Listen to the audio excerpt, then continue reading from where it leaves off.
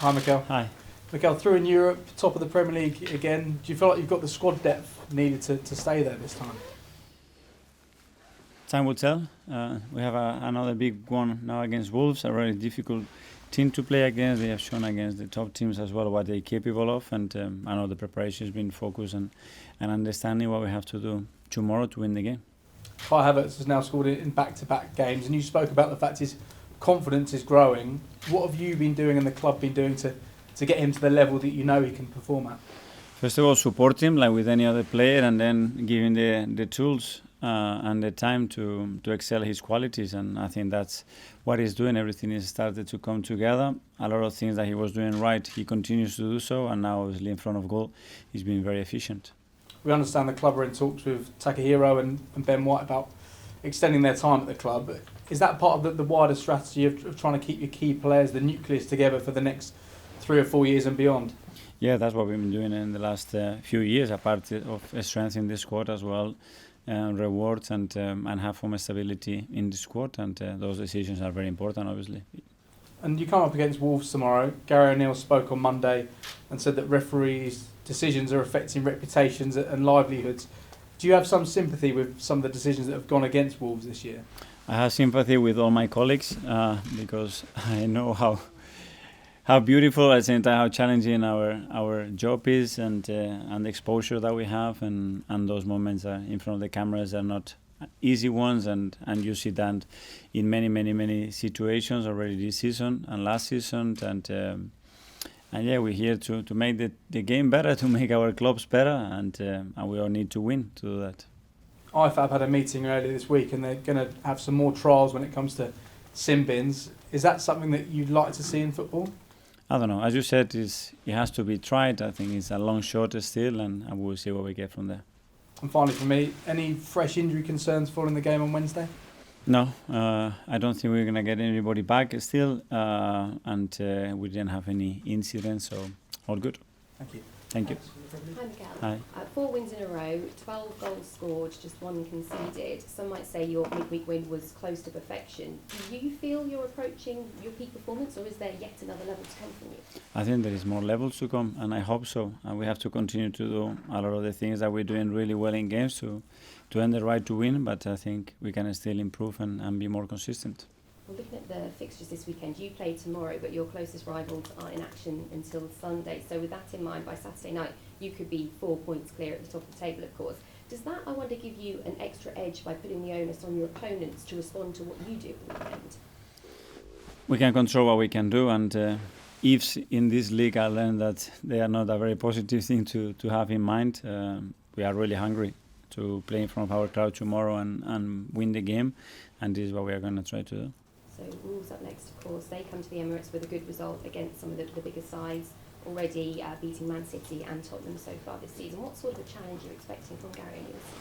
Yeah, it's very prepared. Obviously, they have a lot of quality over the field. It's not a coincidence what they are doing, and they perform really well, especially against the top side as well. And that talks highly about the quality of the coaching staff, what Gary is doing, the way they have prepared and control opponents, difficult opponents, especially when they play at home. So we're going to have to try to break them down tomorrow. Perhaps not surprisingly, teams may well come to the Emirates with a tendency to set up defensively against you. I just wonder, how do you go about countering that? Well, giving players tools, ideas, and understanding what we have to do, the game that we want to play. And then, as I mentioned before, it's about the efficiency that we showed in that last part of the part that dictates the outcome of the game. And the other night we were very, very efficient on that.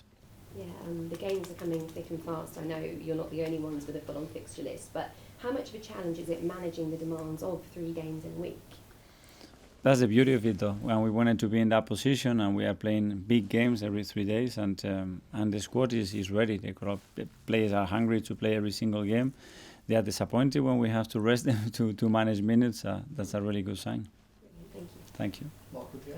Hi, Mikel. Hi. When you look at what Gary said after the game on Monday night, and then obviously with the Newcastle handball and Eddie Howe's comments after the game, is at the moment, do you think, the VAR controversy and everything like that, the one thing that all managers are having to deal with more than anything else? I have enough in my garden. And then we look at We've got Ben and Takehiro Tomiyasu obviously closing in on hopefully signing new deals. When you first came to the club, there were players leaving at end of contracts. There were players whose contracts were cancelled and the players were paid off. But when you look over the last year with Odegaard, Saliba, Saka, Martinelli, probably even more than that, having those deals done, does that organisation off the pitch just help you plan and work better on the pitch? It does, and as well because those players have deserved with performances the way they behaved, and new deals, and as well it gives us stability. They are in a brilliant age as well. There is still much more to come from them, and that was the initial plan. But it's something that they have earned, that has made the squad much stronger, and as well credit to Edu, to the board, everybody that planned as well those sequences to get them in the right time to keep evolving the squad in the right way. It's no coincidence, I guess, then that infrastructure from top to bottom leads to a team finishing second in the Premier League and fighting for trophies. For sure. Without top players, without top quality squad in this league, the demands that we have is impossible to do it, and that's what we are trying to build and evolve and be better and be more precise as well with what we need to make a big impact with those decisions.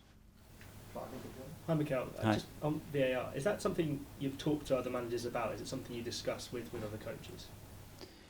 Yeah, it's a topic that it comes up for sure. We talk about many things, but that's one of those as well, because at the end it has a huge impact on results, and our job depends on that.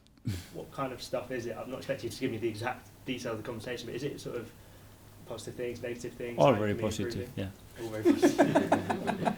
And just, you spoke a lot before the London game about game state and how important that's going to be. It's obviously going to be a very different game this weekend against Wolves. They're going to set up very differently. Do you think it's also, maybe Arsenal fans shouldn't be getting their hopes up to see a similar fluidity in terms of the attack, or is that unrealistic? It will be different. It won't be the same, and we cannot expect the same. And this team is going to be different to last season, and hopefully very different to the season next. And that's part of the evolution, and leaving some of the things that are in the past to the new thing, and that has a transition, And we want to still be competitive and win matches, and I think the team is competing really well. Thanks, Charles. Hi Mikel, just going back to Kai quickly, I mean it's obviously been a really huge week for him, the last minute winner last week, scoring the first goal this week to sort of set the ball rolling in the Champions League. Have you noticed a difference in him here? Has there been almost like a weight off his shoulders? Does he look and feel like a freer player? Not really. He's been very positive, and he's been so influential in the good way to his teammates and the team. But obviously his confidence grows.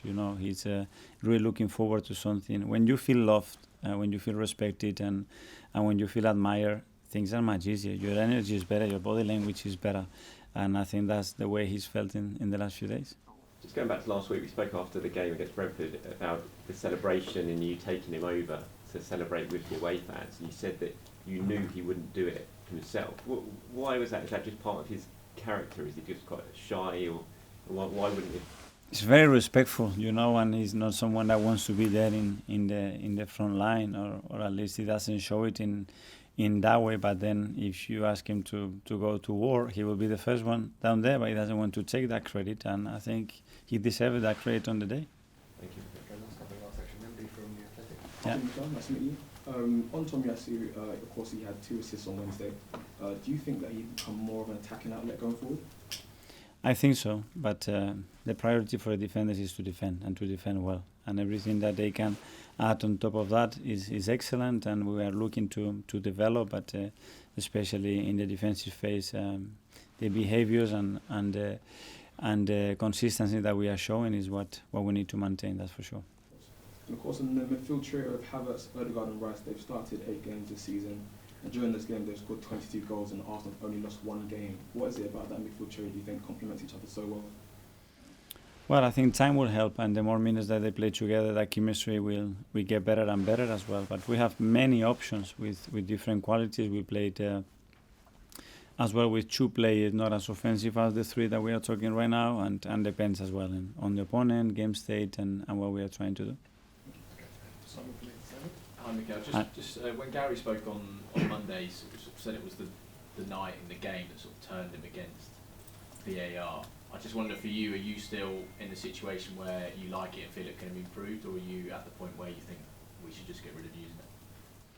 No, I think we can. I think we can improve, and we are trying to do. And all those things that are happening, I think, are probably necessary to improve it. And we have to take it that way. You know, it's been a big change. Technology is taking a huge responsibility in games and in its time. And we use it the right way. And we are listening to people. We are open, and we are humble, and we are trying to be constructive. I think we will get to a really, really good place.